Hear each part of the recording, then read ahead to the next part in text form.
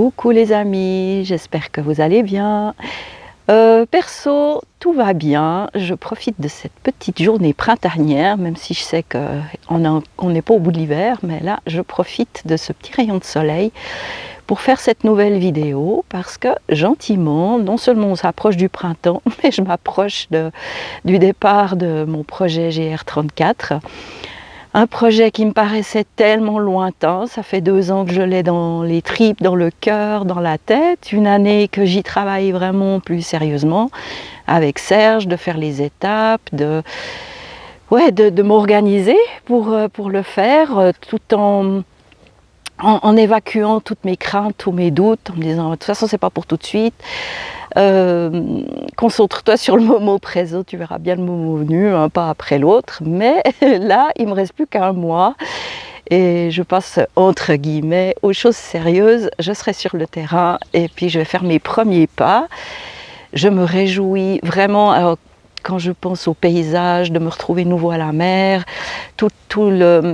l'enjeu de cette balade, tout ce que ça représente pour moi, je suis dans la joie. Après, c'est vrai que quand je commence à penser à tout ce qui pourrait arriver, surtout au niveau météo, au niveau kilomètres, au niveau douleur, etc., ça me fait un petit peu flipper. Et je veux profiter de cette vidéo aussi pour vous parler un petit peu des choses que j'ai mis en place. Quelques petits pylônes que j'ai dépassés quand même pour mettre toutes les chances de mon côté pour arriver au bout. En tout cas, je pourrais, si j'y arrive pas, j'aurais tout fait ce qu'il faut je me serais donné le temps, les moyens. Après, on verra bien, je me laisse vivre après. Alors, déjà, je vais vous raconter, pour parler du premier pylône un petit peu que j'ai dépassé. En septembre 2023, quand j'étais à Erquy, dans mon camping de Saint-Pabu, j'ai fait 2 semaines là-bas, j'étais dans un mobil-home et il m'est arrivé une petite aventure, heureusement quasiment la dernière nuit avant mon départ, ce qui m'a bien arrangé. Je me suis retrouvée à vivre une soirée vraiment très pénible pour moi. Je vous raconte dans les grandes lignes. Je suis phobique des araignées, mais vraiment phobique depuis toute petite, avec des périodes plus ou moins difficiles. Ça dépendait un peu du contexte dans lequel j'étais. J'avais quand même progressé. Après, il y a une période à l'adolescence où j'habitais dans une maison où il y avait beaucoup de ces araignées noires, les belles grosses qu'on déteste. Là, je me rappelle que pendant une année, j'ai dû prendre des Temesta, je dormais avec la lumière. Enfin voilà, pour vous dire que c'est pas une petite phobie. Et puis, les choses se sont quand même un petit peu améliorées, mais sans que ce soit vraiment la zénitude totale. Et dans ce mobil-home, j'étais bien sûr toute seule. Et puis, c'était tard le soir, c'était 10h30, camping éteint, nuit. Et voilà, j'ai pour habitude, en fait, tout le temps, encore aujourd'hui, quand je vais me coucher le soir, je lève le duvet juste pour voir s'il y a une araignée dessous. Et là, bingo, il y avait une petite araignée. Et j'ai pris sur moi, je me suis concentrée, j'ai respiré, j'ai pris du recul, je me suis parlé à moi-même, elle ne va pas te bouffer, elle est petite, prends sur toi. Je l'ai tuée, je m'en suis débarrassée. Et après, c'était le travail de me dire, Sandra, tu peux te recoucher, quelles sont les probabilités qu'il y en ait une autre? Il y a peu de chance, c'est fait, respire. Bon, alors, j'étais toute fière de moi, j'ai réussi à me recoucher. J'étais dans la chambre, dans mon lit, je regardais la télé et tout d'un coup, c'était un beau duvet, tout bleu. Et tout d'un coup, pendant que je regardais la télé, tac, tac, tac, tac, tac, tac, tac, tac, une grosse araignée, mais la big noire, celle que je déteste le plus, qui me passe sur ce duvet. Et là, punaise, je dis, mais non, mais c'est pas vrai, il y en a déjà une deuxième. Et puis vraiment, elle était grosse. Donc là, j'ai commencé vraiment quand même à avoir des palpitations. Et je me suis... je devais passer par-dessus l'araignée pour aller chercher ma tongue pour la plier en 4. Et c'est ce que j'ai dû faire. J'ai pris mon courage, j'ai réussi. malheureusement pour elle, je l'ai rétamée. Mais voilà, j'ai quand même réussi à m'en débarrasser toute seule. J'étais toute fière. Je prends un papier, je prends de nouveau le courage, je la prends pour la jeter dans les toilettes. J'arrive dans les toilettes, une troisième araignée. Et là, alors, toutes mes bonnes intentions, toute ma respiration, tout ce que j'ai mis en place, c'est parti en vrille. J'ai commencé à vraiment faire une crise d'angoisse. Je ne vous cache pas que ça a été vraiment l'horreur. J'ai même un petit peu appelé au secours autour de moi, même si personne ne pouvait rien faire, surtout depuis la Suisse pour moi. Mais ça m'a fait du bien d'en parler. Et en fait, après, il fallait bien que je passe la nuit. Et je me suis vraiment retrouvée à passer la nuit assise avec ma tongue à la main. Je pense que je me suis endormie d'épuisement vers 2 h du matin. Et puis à 5 h, j'étais réveillée. Et puis j'avais qu'une chose envie, c'était d'appeler, d'aller déjà à l'accueil du camping, leur demander s'ils pouvaient faire quelque chose pour moi, parce que c'était juste invivable. Enfin voilà. Petit témoignage de cette soirée qui m'a vraiment, mais énormément marquée. Et j'étais très contente de rentrer à la maison. J'ai même mis plusieurs jours à la maison. J'avais l'impression de retomber dans ma phobie du début, parce que vraiment ça avait réveillé plein de choses en moi, c'était compliqué. Et puis voilà. Et ce qui s'est passé, c'est que quand j'ai commencé à faire de voir les étapes pour les hébergements, etc., pour le GR34, et il y a souvent où c'est dans des cabanes étapes que je vais devoir dormir. Et je me suis dit, mais Sandra, s'il y a une araignée dans ta cabane étape, t'es foutue. Tu fais quoi? Tu dors à la belle étoile, tu flippes, enfin voilà. Puis je me suis dit, là, il y a quand même quelque chose à faire. Il faut absolument que tu dépasses cette phobie. Ça serait quand même un souci de moins sur ton GR si tu n'avais plus peur des araignées. Alors voilà, j'ai réfléchi aux solutions possibles. Alors on m'avait parlé d'une hypnose. Perso, moi je ne suis pas trop pour l'hypnose. J'ai envie de garder le contrôle sur ce que je fais. Et je me suis dit, je crois qu'il existe des méthodes de désensibilisation. Alors voilà, j'ai regardé sur internet et puis j'ai vu qu'il existait quelque chose sur Aquatis. Alors voilà. Si je vous en parle aujourd'hui, alors oui, c'est pour vous dire que j'ai dépassé cette zone de confort et que j'ai eu le courage de prendre en main ça et de faire ce qu'il faut. Mais surtout, j'ai envie d'en parler parce que c'est juste incroyable le résultat de cette aventure-là, et j'ai vraiment envie de faire de la pub pour Aquatis, expliquer un petit peu ce qui s'est passé, parce que vraiment, si vous avez la phobie des araignées, vous n'habitez pas trop loin de Lausanne, et vous pouvez aller à Aquatis, je vous encourage vraiment à faire le pas, parce que je ne m'attendais vraiment pas à un tel résultat. Alors je vous raconte quand même un petit peu comment ça se passe. Là maintenant, je vais mettre quelques vidéos, parce que j'ai filmé le moment. Alors ceux vraiment qui ne supportent pas de voir des araignées, je vais montrer quelques araignées, je vais montrer aussi ce que j'ai vécu moi avec les araignées. Donc voilà, âme sensible, fermez les yeux un petit moment, puis ceux qui ont le courage de quand même regardez parce que ça vaut vraiment la peine. Alors je me suis rendue à Aquatis. Ça se passe en 2 séances. Il y a une première séance qui est le matin 9 h. Et déjà, j'aimerais faire un coup de chapeau et un clin d'œil à l'animateur. L'animateur est extraordinaire. Alors déjà, c'est un ancien phobique. Donc, il sait ce qu'on ressent, il sait ce qu'on vit, donc il a une manière de nous parler, de nous respecter dans là où on en est. Aucune brusquerie, aucun... voilà, tout se fait dans un calme magnifique, des explications magnifiques, beaucoup de théories au début. Enfin voilà, je ne vais pas faire la vidéo trop longue.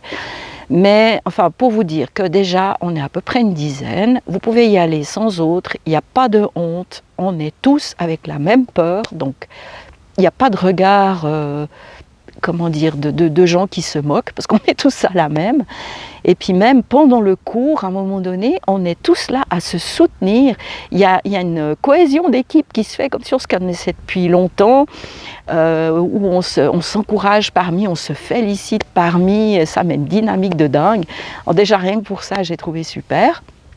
Et puis voilà, donc en fait ça va crescendo, je ne vais pas dire tout dans le détail, mais en fait c'est d'abord il casse un peu des mythes, des idées, des choses qu'on a en tête qui sont pas réelles.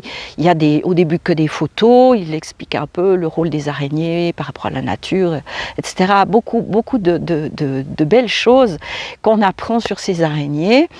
Et puis après, il y a un petit peu plus de pratique, mais c'est toucher des mues, des choses où tu peux aller sans risque un peu plus près et tout. Et puis effectivement, vers la fin, déjà, il nous apprend à capturer l'araignée sans la plier en quatre avec une tongue, ce que Aquatis essaye de faire aussi pour sauver les araignées qui finalement vont pas nous bouffer et qu'elles ne demandent rien à personne. Donc en fait, il nous apprend à prendre l'araignée, etc. Vous voyez tout ça sur les images que je mets.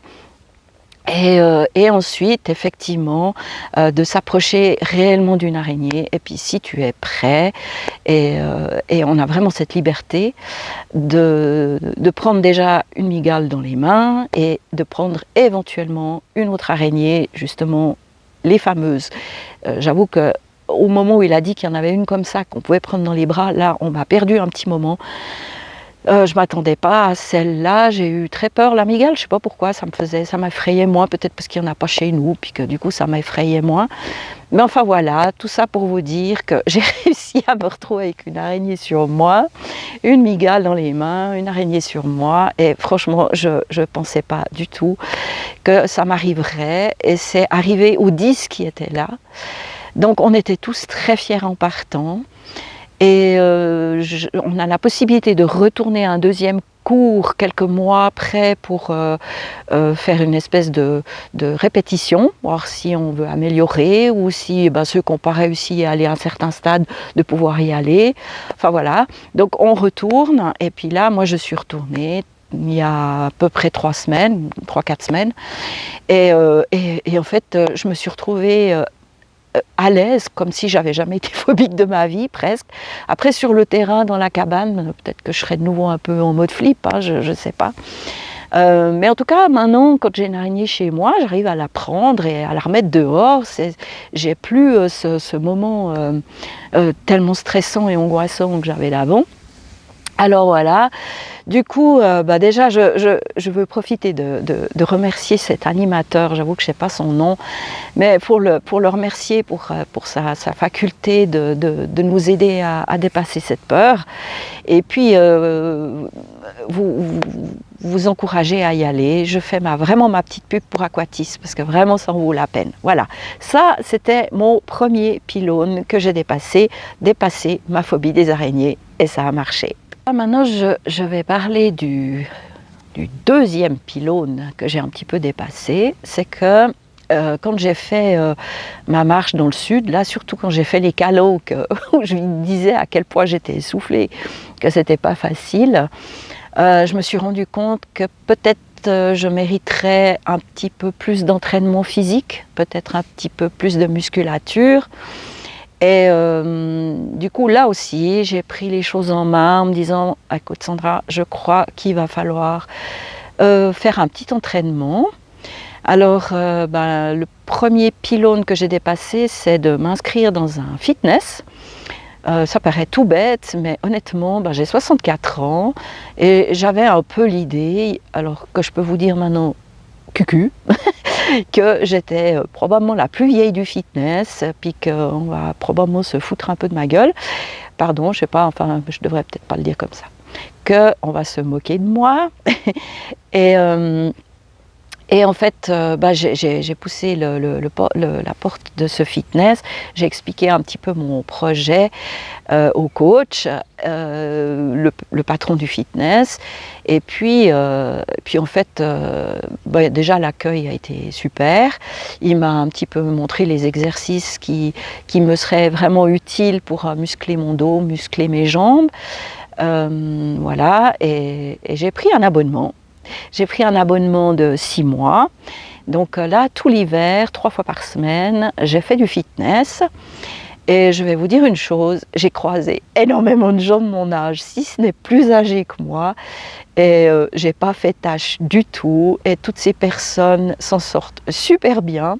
Alors je suis peut-être tombée sur un fitness un peu différent, je sais pas, mais je n'ai perçu aucun regard, aucune interrogation. Les gens sont extrêmement respectueux, extrêmement... j'ai eu que de la bienveillance en fait, un accueil bienveillant par tout le monde. J'ai même fait de jolies rencontres, j'ai rencontré Patrick, Carmen, Eliane, Anne-Lise, Toinon, je sais pas, j'espère que j'ai tout dit, j'espère que j'ai pas oublié personne, mais j'ai vraiment des belles personnes. Et puis le troisième pylône du coup que j'ai dépassé, c'est qu'il y avait un cours de pilates.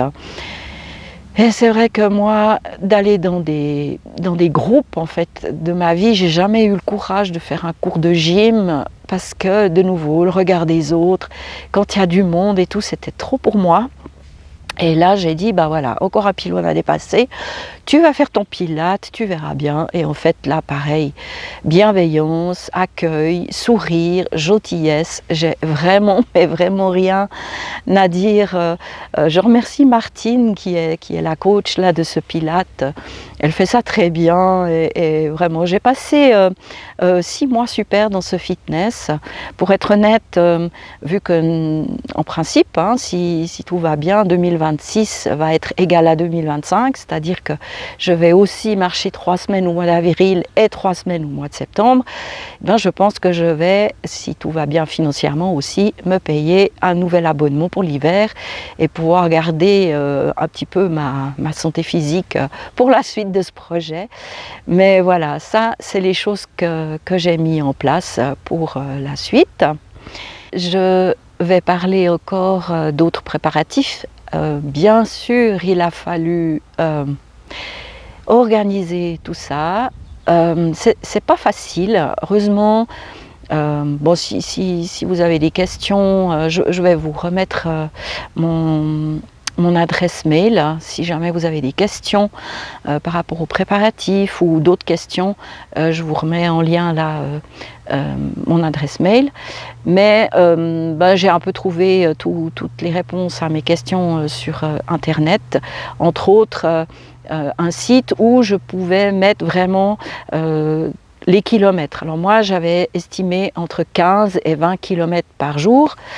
Après, par rapport aux hébergements, des fois, il y a un petit peu des moments où je dois rallonger, des moments moins longs, pardon. Parce que il y en a pas tant que ça de ces hébergements. Il y en a, mais enfin voilà, c'est pas si simple.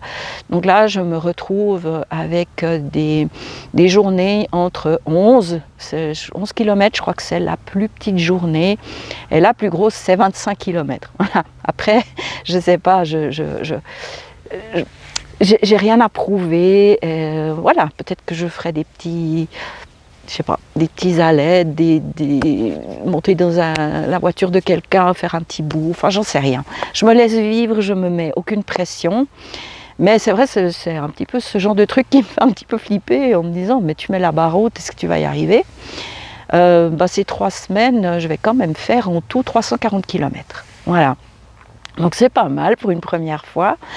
Et puis, je vous mets aussi une petite vidéo, parce que j'ai filmé un petit peu les cartes et tout ça. Mais en tout cas, Serge a à nouveau fait un travail de dingue pour moi. C'est lui qui a réservé tous les hébergements. Et puis, comme vous pouvez le voir, il m'a fait des feuilles avec la photo de l'hébergement, où je vais me retrouver, dans quel lit je vais dormir. C'est tout bête, mais moi, ça m'aide à dépasser mes peurs si je je contrôle un minimum. Alors il y aura plein de choses qui sont des surprises, mais tout ce que je peux planifier à l'avance me permet de oser justement dépasser ma zone de confort et mon pylône. Donc de savoir le matin, tu vas dans tel hébergement à tant de kilomètres et puis tu vas dormir dans tel lit et il y a du wifi, il n'y a pas de wifi, tu auras du souper, tu n'auras pas du souper, ou tu trouveras... Enfin, moi, c'est des choses qui me rassurent et puis qui me donnent un peu de sécurité pour oser m'embarquer sur ce projet. Alors voilà, je peux remercier Serge pour tout ce qu'il fait pour moi, c'est incroyable, il est fabuleux. Donc voilà, tout est prêt, il m'a même mis, vous avez vu, une petite case vierge dessous. En fait, c'est juste pour que je puisse faire des notes entre chaque étape, parce que c'est vrai que j'ai projeté d'écrire encore un livre, même si c'est que pour moi, mais c'est prévu que j'écrive un livre pour raconter l'aventure de ce GR34, parce que c'est une aventure de dingue. Je ne sais pas où elle va me mener, mais j'ai quand même envie d'en parler. Je profite aussi d'avoir parlé de ce livre que j'ai en tête d'écrire sur le GR34 pour dire que j'ai aussi profité de l'hiver, comme j'avais envie de finir mon livre, de l'imprimer. Alors voilà, il est imprimé, je suis super contente parce que j'ai pu rajouter des photos. Après, j'en ai imprimé qu'une vingtaine. J'avoue que je ne suis pas extrêmement confiante qu'il puisse plaire aux autres. Mais en tout cas, moi, j'ai eu énormément de plaisir à l'écrire. Je suis super heureuse qu'il soit dans ma bibliothèque. J'avais besoin qu'il soit vraiment dans mes mains, que ce soit du concret. Donc voilà, il est fait. Et si vraiment ça vous intéresse, vous prenez contact avec moi, parce que je n'ai pas d'éditeur comme pour le premier, donc ils sont chez moi et c'est que en passant par moi que vous pourriez éventuellement l'avoir, ou alors par la bibliothèque de l'association, parce que là vous pouvez l'emprunter. Et voilà, je ne me prétends pas écrivaine. Je n'ai pas cherché à briller dans l'écriture, j'ai juste cherché à un petit peu partager ce que j'ai ressenti, ce que j'ai vécu. Il est un peu écrit comme un journal où je survole comme ça 5 ans, ce que j'ai, mes dépassements, le tour des côtes françaises, mes peurs, mes angoisses, avec, j'espère, un peu d'humour. J'ai essayé d'être drôle, enfin voilà, mais il vaut ce qu'il vaut, mais il est fait. Alors voilà, juste quand même vous le dire qu'il est fait. Voilà. Qu'est-ce que je peux vous dire d'autre? Je vais vous dire que je pars donc le 14 avril. Donc là aussi, merci Serge, incroyable, mais c'est lui qui va faire le chauffeur. Je sais que j'ai déjà fait une vidéo pour parler de mon projet GR34. Je sais, honnêtement, je ne l'ai pas regardé. Je ne sais pas trop ce que je vous ai déjà dit ou pas. Mais en fait, c'est lui qui fait le taxi, parce que c'est vrai qu'à la base, je voulais aller en train, Chavornay-Cancale, parce que je démarre le GR à Cancale. Et puis en fait, Serge a regardé et il y a 5 changements de train, dont un changement de gare à Paris. Et avec mon sac à dos de 10 kilos, Serge ne me voyait pas du tout me laisser comme ça. Donc il a décidé de faire le taxi. Le 14 avril, on va démarrer le matin et puis on dormira à l'auberge de jeunesse de Cancale, et puis le matin, petit déjeuner, et après Serge rentre à la maison et moi je démarre l'aventure. Juste encore par rapport à tous mes préparatifs, j'ai une carte. Tous les matins j'aurai une carte avec le trajet, là où je dois passer. Ça, j'ai aussi filmé, je vous montre un petit peu à quoi ça ressemble, et puis ça m'aide aussi. En fait, au bout de 3 semaines, 340 km plus tard, Serge viendra aussi me rechercher. Voilà, donc c'est vraiment un cadeau énorme. Je le remercie, mais tellement, tellement, qu'il me laisse vivre tout ça. Je suis très reconnaissante, vraiment. Alors voilà, ça c'est, je crois, ce que je voulais vous dire. Et alors, en principe, j'ai encore une vidéo que je ferai début avril pour vous présenter. Je mets pas des bémols parce que j'ai pas confiance en lui, c'est parce que je sais que la vie, des fois, on peut avoir des mauvaises surprises. Mais en principe, début avril, je vais vous présenter le parrain de mon projet parce que j'ai demandé à quelqu'un que j'ai rencontré il n'y a pas longtemps, que j'ai à cœur d'être le parrain. Il a accepté.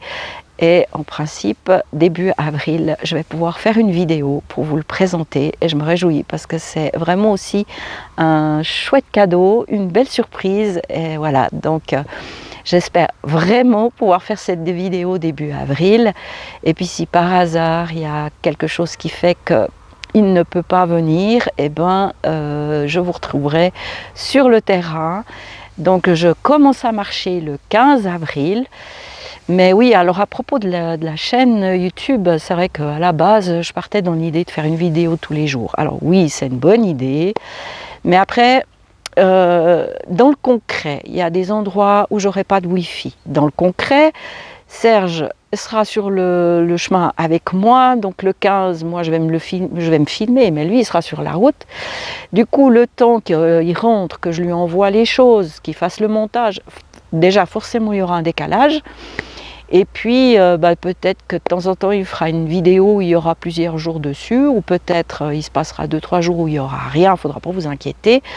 Il n'y a pas du Wi-Fi partout, donc je ne pourrais peut-être pas toujours lui envoyer les choses. Peut-être qu'il y a même une journée où j'aurai rien à envoyer, ça m'étonnerait, parce qu'entre les rencontres, la nature et tout ce que je vais vivre, et puis je me connais avec mon enthousiasme, je pense que j'aurai des minutes de vidéos et de photos à transmettre. Mais voilà, j'espère vous faire voyager avec moi. J'espère aussi que vous allez m'encourager parce que c'est vrai que de savoir que vous me suivez, ben ça me donne la niaque. Hein. Merci à tous ceux qui vont me suivre, m'encourager. Et puis voilà, donc j'espère que je vais faire voyager tous ceux qui peuvent pas dépasser le pylône. Et puis parce que quand j'avais fait les vidéos dans le sud, j'ai beaucoup de gens qui me disaient ah tu me fais voyager. Alors j'espère vous faire voyager, vous faire découvrir ce GR34, vous faire découvrir cette Bretagne que j'aime tellement. Voilà, j'espère que vous aurez du plaisir.